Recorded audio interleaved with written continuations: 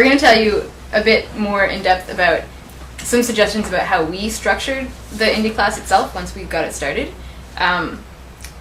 Starting with structuring the syllabus, or like how to make a curriculum. And what basically, so there's this document that's really, it's like fairly long and in-depth, and if you had come to the workshop that we gave, you would have that nobody came to, you would have gotten it. Anyway, you can access this document on the Indyclass website, and it goes more in depth and is really useful. What is the Indyclass website? And the Indyclass website is Indyclass, INDY class.wordpress.com, and it's up there. So, but just generally how we decided to structure the syllabus for the class was to have half of the semester consisted of core readings or group readings that we would all do, and then we'd all have discussion on them, so it was a bit more general. And then in the second half of the semester, since each student who was doing it for credit was going to end up doing their own final project, we wanted to give time for each person to do a bit more specialized research, so we had the second half we called like the workshop sections. So each class was led by a student who would talk about the specific research they were doing, so it was a bit more focused. And what we did for getting people to agree on the core readings for the first part was we sort of just brainstormed a whole bunch of topics relating to prisons. Since I did the prison Indyclass, that's what I'll be talking about. And sort of wrote them up on the board, and then you just start making proposals of like, okay, first week we can talk about prisons and globalization, second week we can talk about prisons and political economy, stuff like that, and then get people to slowly start modifying it until everyone's cool with it. And so that took up a good like hour and a half of class, and is a really important step. And then in the workshop section, it was more that each person would assign, who was going to give a workshop, would assign a reading for that week, a week in advance, post it on the website so everyone could access it, and then they would talk about it. And for each class, the way we decided to run it, we didn't have any student designated as the teacher, and we didn't have any professor who was like the teacher of the class, although we each talked with the profs who were supervising our own project. What we did instead was we signed up in pairs to facilitate each class meeting. So we made up a schedule for the whole semester, and 2 people would be on each week, and it would be up to those 2 people to make sure there were 1 or 2 readings assigned to everyone to read. And then those 2 people would come up with some discussion questions and some thoughts. They would have looked at it a bit more in depth. And then we would just come together and kind of have a discussion, and it could go in any direction really about the readings we'd done. Did I miss anything? No. All right.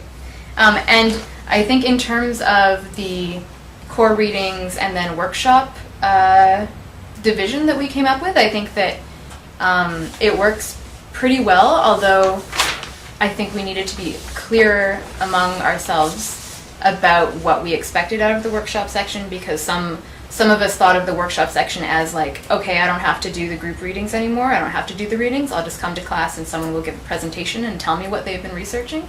And other people thought of the workshop section more like the first section, where we would all do the readings and we'd all come and discuss it. So that's something that you need to be clear on, otherwise you get a lot of like, people don't have a presentation prepared and other people expect that, or other people like are doing all the readings, and so we just need to be a bit more clear about what was expected for that part. Mm-hmm. And I think that for a lot of us that dynamic was a really negative one, which made sense in the situation because it mimicked the dynamic that exists in a lot of institutional, like McGill classes or other institutions, where the students are the repositories and the prof is going to insert knowledge into them.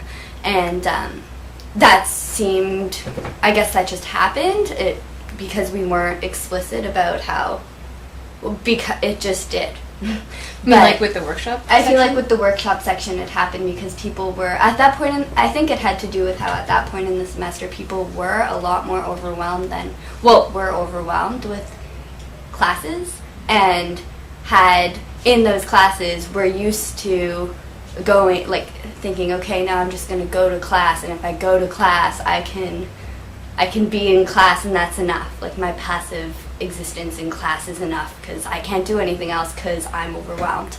And unfortunately, I think that dynamic trickled into Indyclass, and that's too bad, but it just sort of speaks to how much effort is needed to, like, counter those negative effects and how important Indyclass is. Yeah, and I think when we started it out, we decided specifically that we wanted to have fewer readings and focus more on having everyone do them, and having everyone come to class and be engaged in creating the class. And I think that was a really important decision, instead of being like, we need to be so academic, we need to swamp ourselves with readings. And I think that was something that we need to think a bit more about in the workshop section in the second half, just because everyone, like Taylor said, everyone was getting really overwhelmed and didn't have time to do readings. So we needed to figure out how to make sure that the class kept going and everyone kept coming without it feeling like a big burden. And I don't think that we expected that putting together the class would require so much labor. That was, for me, that was unexpected labor. Even though I didn't do a lot of it, it was an unexpected labor when I did do it. And so there needed to be a shift in expectations for this class, because in so many classes, there's that invisible labor that the profs do, but they're being paid for it, and it's just a really different dynamic. Also, I think that goes hand in hand with the idea that the only real work is academic work, and that's dumb.